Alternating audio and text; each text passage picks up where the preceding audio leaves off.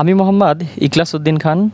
আমি রাজশাহী ইউনিভার্সিটিতে রসায়ন বিভাগে পড়াশোনা করতেছি চতুর্থ বর্ষে। আজকে আমরা পড়ব দ্বিতীয় অধ্যায় পদার্থের অবস্থা। এখন পদার্থের অবস্থা এইটা সাধারণত আমরা তিন প্রকার জানি, মানে একটা পদার্থ তিন অবস্থায় থাকতে পারে। এখানে একটা পিকচার দেওয়া আছে, যে একটা গ্লাসে বরফ আছে, এখানে একটা আইস দেখা যাচ্ছে, এই আইস এবং পানি ঢালা হচ্ছে, মেবি ঠান্ডা পানি। তো এইখানে দুইটা অবস্থা আমরা দেখতে পাচ্ছি, যে পানিরই দুইটা অবস্থা, একটা হচ্ছে বরফ বা কঠিন অবস্থা, আর একটা হচ্ছে তরল অবস্থা দেখতে পাচ্ছি। আরও একটা আমরা জানি যে বাষ্প, এটা হচ্ছে মানে বাষ্প, এরা আরও একটা অবস্থা, গ্যাসীয় অবস্থা সাধারণত প্রকাশ করে। এখন পদার্থের কিছু নির্দিষ্ট বৈশিষ্ট্য থাকে, সেটা আমরা দেখব। যেমন এখানে পদার্থের নির্দিষ্ট ভর আছে, তার মানে পদার্থ হতে গেলে ওর ভর লাগবে। এই ভরকে সাধারণত এম দ্বারা প্রকাশ করা হয়, এগুলো আমরা আরও ফিউচারে জানতে পারবো।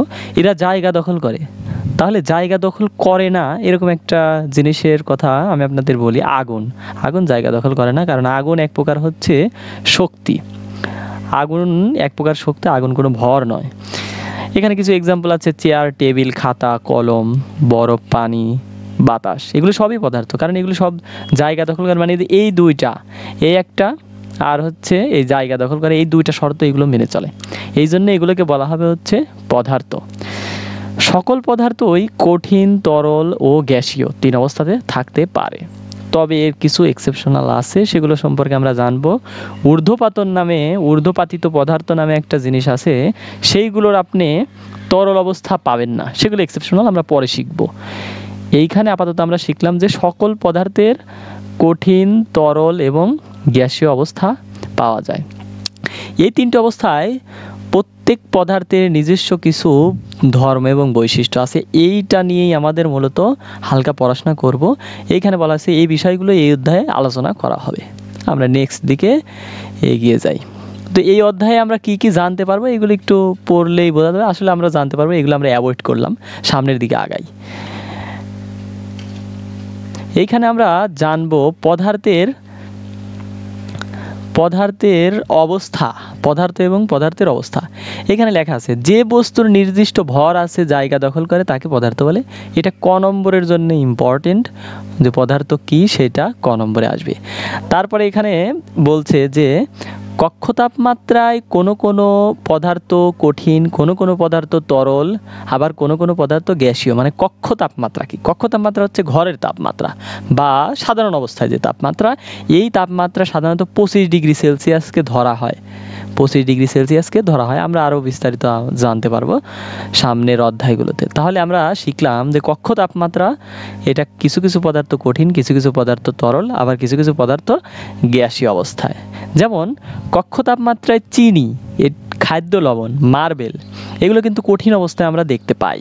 চিনি একটা কঠিন পদার্থ, খাদ্য লবণ, সোডিয়াম ক্লোরাইড, এটা একটা কঠিন পদার্থ, মার্বেল এটা হচ্ছে কাচের তৈরি, এইগুলো সব আমরা কঠিন অবস্থায় দেখতে পাই। আবার তেল, পানি তেল, তারপর কেরোসিন, তরল অবস্থায় আমরা এগুলো দেখতে পাই। আবার গ্যাসীয় অবস্থায় কিন্তু দেখতে পাই, যেমন হচ্ছে নাইট্রোজেন, তারপর অক্সিজেন, কার্বন ডাইঅক্সাইড, এগুলো সব প্রকৃতিতে গ্যাসীয় অবস্থায় থাকতে পারে। আর সবচেয়ে বেশি পরিমাণে থাকে হচ্ছে প্রকৃতিতে, মানে বায়ুমণ্ডলে, সেটা হচ্ছে নাইট্রোজেন। এটা নাইট্রোজেন থাকে প্রায় 78%, আর অক্সিজেন থাকে প্রায় 20.95, অর্থাৎ 21% আমরা ধরে নিতে পারি। আর কার্বন ডাইঅক্সাইডের পরিমাণ হয়তো 0.033%, এরকম একটা লেভেলে থাকে। তো আমরা এখন আলোচনা করব কঠিন পদার্থ নিয়ে, যে আসলে কঠিন পদার্থ কি। কঠিন পদার্থের নির্দিষ্ট ভর আছে, তাহলে কঠিন পদার্থের নির্দিষ্ট ভর আছে, নির্দিষ্ট আকার আছে, নির্দিষ্ট আয়তন আছে। তার মানে আমি আপনাকে একটা কল্পনা করাই, যে এইখানে কঠিন পদার্থ হিসেবে আমরা নিলাম একটা কলমকে, চিন্তা করলাম, সাপোজ এইটা একটা কলম বা ইটের টুকরা আপনি কল্পনা করতে পারেন। এই ইটের টুকরার কিন্তু আমরা নির্দিষ্ট একটা ভর আছে, যে হয়তো ইটের টুকরাটা 1.5 কেজি, তাহলে এই ইটের টুকরার নির্দিষ্ট ভর আছে। আবার এই ইটের টুকরার নির্দিষ্ট কিন্তু আকৃতি আছে, এর নির্দিষ্ট একটা শেপ আছে, আয়তাকার ঘনবস্তু, এর কিন্তু একটা নির্দিষ্ট আকৃতি আছে। তাহলে নির্দিষ্ট আকার আমরা পাইলাম, নির্দিষ্ট আকৃতিও পাইলাম। এখানে আকৃতির কথা যদিও বলেনি, আকার এবং আকৃতি এই দুইটার মধ্যে একটা ডিফারেন্স আছে, সেটা আমি নেক্সটে জানাবো।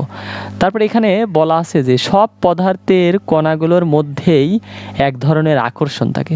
এখানে কি বলেছে? সব পদার্থের কণাগুলোর মধ্যে। সাপোজ এইখানে আমরা একটা কঠিন পদার্থ একটু জুম করে যদি দেখি, তাহলে এগুলোকে আমরা পাবো এইরকম, এরকম প্রত্যেকটা পরমাণু বা কণাগুলো এরকম পরস্পর এরকম সজ্জিত থাকে। এই যে পরমাণুগুলো সজ্জিত থাকে, এই পরমাণুগুলো একটার সাথে আরেকটা কানেক্টেড, একটার সাথে আরেকটা কানেক্টেড। এই মানে কানেক্টেড বলতে বোঝাচ্ছে যে একটার সাথে একটা আকর্ষণ, একে অপরের সাথে আকর্ষণ অনুভব করে। এই আকর্ষণের কারণেই মূলত একটা পদার্থ, যাদের আকর্ষণ বেশি তারা কঠিন পদার্থ। যেমন এইখানে বলেছে, আমরা সামনের দিকে আগাই, যে কঠিন পদার্থের কণাগুলো, এই যে কঠিন পদার্থের কণাগুলো মধ্যে আন্তঃআণবিক আকর্ষণ। আন্তঃআণবিক আকর্ষণ বলতেই বোঝায়, যে আমি এখানে বোঝালাম যে একটা কণা আর একটা কণা, এই দুইটা কণার মধ্যে যে আকর্ষণ, একটা কণা আর এই পাশাপাশি যে একটা কণা, এইগুলোর মধ্যে যে আকর্ষণ, সেইটাকেই বলা হয় আন্তঃআণবিক আকর্ষণ। এই আন্তঃআণবিক আকর্ষণ সবচেয়ে বেশি থাকে হচ্ছে কঠিন পদার্থে, সবচেয়ে বেশি থাকে কঠিন পদার্থে। এ কারণে এই কঠিন পদার্থের কণাগুলো খুব কাছাকাছি এবং নির্দিষ্ট অবস্থানে থাকে, নড়াচড়া করে না। নড়াচড়া করলে ওইটা আবার তরল পদার্থ হতো, সেটা আমরা আস্তে আস্তে জানবো। তারপরে এখানে আছে যে ফলে কঠিন পদার্থের নির্দিষ্ট আকার হয়। এই যে এখানে কথাটা বললো যে কঠিন পদার্থের কণাগুলো খুব কাছাকাছি থাকে, এই কাছাকাছি থাকে এবং নির্দিষ্ট স্থানে থাকে। এই নির্দিষ্ট স্থানে থাকার কারণে এদের নির্দিষ্ট আকার হয়। মানে কঠিন পদার্থের এরকম যেমন ইট, এই ইটটার নির্দিষ্ট আকৃতি থাকে, একটু পরে চেঞ্জ হবে না। কিন্তু তরল পদার্থের কিন্তু নির্দিষ্ট কোনো আকার আকৃতি নেই। যে পাত্রে রাখা হবে, যদি এরকম একটা শেপের পাত্রে তরল পদার্থ রাখা হয়, তাহলে ওই কণাগুলো নির্দিষ্ট শেপের ওই আকৃতি ধারণ করে। যদি গ্লাসে রাখা হয়, ওই গ্লাসের আকৃতি ধারণ করে। কলসে রাখা হলে কলসের আকৃতি ধারণ করে, এরকম। তাহলে আমরা এখান থেকে জানলাম যে নির্দিষ্ট অবস্থানে থাকে, এই কারণেই কঠিন পদার্থের নির্দিষ্ট আকার হয়। কঠিন পদার্থের উপর চাপ প্রয়োগ করলে সংকুচিত হয় না। এই সংকুচিত হয় না, আবার তাপমাত্রা বাড়ালে কঠিন পদার্থের আয়তন খুবই কম পরিমাণে বৃদ্ধি পায়। এইটা সম্পর্কে আমরা একটু বিস্তারিত আলোচনা করার চেষ্টা করি। সাপোজ আমরা এইখানে একটা সিলিন্ডার কল্পনা করি, এইখানে একটা পিস্টন আছে, এইখানে পিস্টন কল্পনা করি। এইখানে যদি গ্যাসীয় পদার্থ থাকতো, দূরে দূরে গ্যাসীয় পদার্থের কণাগুলো দূরে থাকে, এইখানে যদি প্রেসার প্রয়োগ করা হতো, এইদিকে যদি প্রেসার প্রয়োগ করা হতো, তাহলে এই গ্যাসগুলোর কণাগুলো কাছে কাছে চলে আসতো, সংকুচিত হতো। তাহলে গ্যাসীয় পদার্থ সংকুচিত হচ্ছে।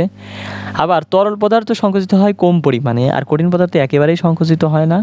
আর সাপোজ আমরা এখানে কল্পনা করলাম একটা লোহার দণ্ড। এই লোহার দণ্ডে যদি আমরা হিট করি, এইখানে যদি একটা হিট করি, এইখানে মোমবাতি জ্বালিয়ে দেই, তাহলে এই মোমবাতি দিয়ে এইখানে হয়তো সামান্য পরিমাণ বৃদ্ধি পাবে। কিন্তু তরল পদার্থকে যদি হিট করি, আমরা জানি যে আমরা যখন ভাত চুলায় দেই, তখন কিন্তু ওইটা উতলিয়ে পড়ে যায়, বুদবুদে উতলিয়ে পড়ে যায়, এরকম আমরা মাঝে মাঝে দেখেছি। তাহলে ওইগুলো হচ্ছে বেশি আয়তন বৃদ্ধি পায়, আর কঠিন পদার্থের কম আয়তন বৃদ্ধি পায়। এইগুলো পয়েন্ট পয়েন্ট আকারে নোট করে রাখলে পড়াশোনা একটু ভালো হবে। তারপরে এখানে আমরা দেখব তরল পদার্থ। তরল পদার্থ কি?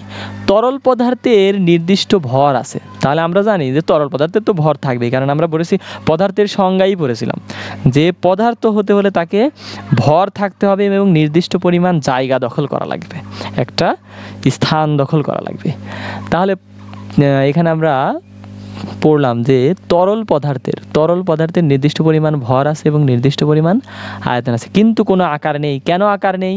আকার থাকতে হলে কি করতে হবে?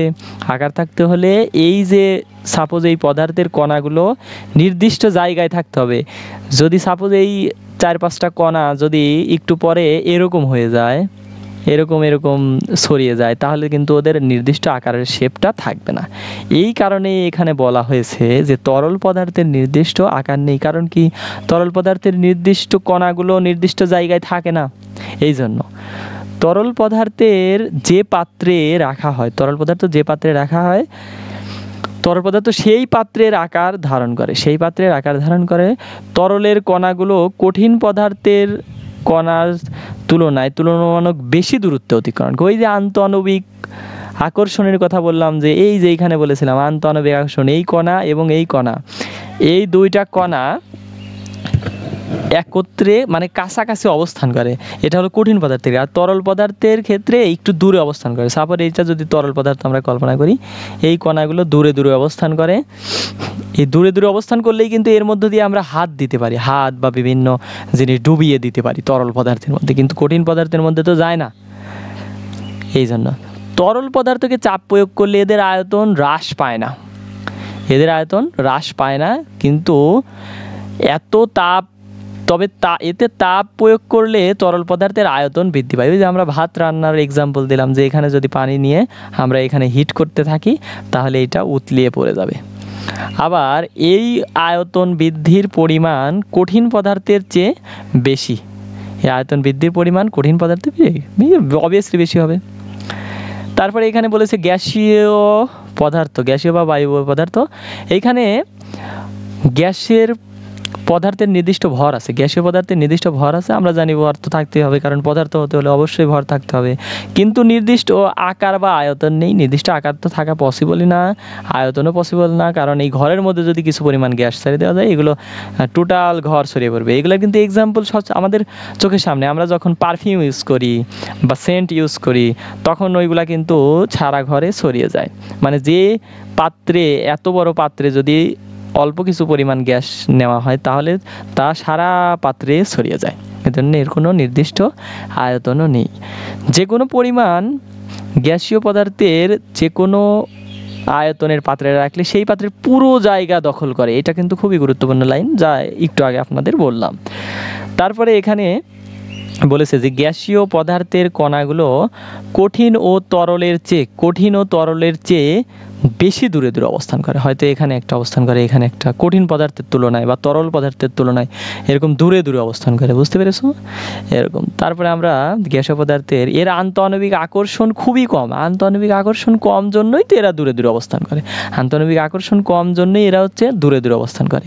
যদি কাছে থাকতো তাহলে এইগুলো যদি যখন আমরা চাপ প্রয়োগ করব তখন এই কণাগুলো কাছে চলে আসবে, তখন এইটা তরলে পরিণত হবে। যেমন গ্যাসগুলোকে আমরা যে ওই যে গ্যাস লাইট আছে না, গ্যাস লাইট বা আমরা যে রান্না করি সেই সিলিন্ডারের মধ্যে কিন্তু চাপ প্রয়োগ করে ওই গ্যাসগুলোকেই তরল অবস্থায় রাখা হয়, মানে আন্তঃআণবিক আকর্ষণটা বৃদ্ধি পাওয়ানো হয় জোর করে, এই জন্য তরল অবস্থায় বিরাজ করে। তারপরে এখানে দেখতে পাচ্ছেন যে গ্যাসীয় পদার্থের উপর সামান্য চাপ প্রয়োগ করলে গ্যাসীয় পদার্থের আয়তন কমে যায়। ওই যে বললাম, যে গল্পটা বললাম ওই অনুসারেই চাপটা কমে, চাপ বাড়ালে আয়তনটা কমে যায়। এগুলো বয়েলের সূত্র অনুসারে ব্যাখ্যা করা যায়, এগুলো আস্তে আস্তে জানতে পারবেন। তারপরে এখানে বলছে তাপ প্রয়োগ করলে গ্যাসীয় পদার্থের আয়তন অনেক বেশি বৃদ্ধি পায়। আন্তঃআণবিক আকর্ষণ খুব কম, তো এইখানে আন্তঃআণবিক আকর্ষণ কম, তাপ প্রয়োগ করলে এগুলো আরো দূরে দূরে চলে যায়। তো আজকের পড়া এই পর্যন্তই। আমরা নেক্সট আমরা পড়ব হচ্ছে কণার গতিতত্ত্ব। এটা আমরা প্রথম ভিডিও, অনলাইনে এরকম প্রথম ভিডিও, তো আপনারা এগুলো দেখবেন। এরকম সুন্দর করে হচ্ছে পড়ানো হবে, এরকম বইয়ের একদম লাইন পড়ানো হবে, যার ফলে আপনার অনেক বেসিক ক্লিয়ার হবে। তো এই ভিডিওর নিচে আপনি কমেন্ট এবং লাইক করতে কখনোই ভুলবেন না, আর সাবস্ক্রাইব করবেন। এখানে বিভিন্ন বিজ্ঞান বিষয়ক কন্টেন্ট দেওয়া হয়, প্লাস এখানে 9-10 এর ফিজিক্স, কেমিস্ট্রি, ম্যাথ এগুলো করানো হবে।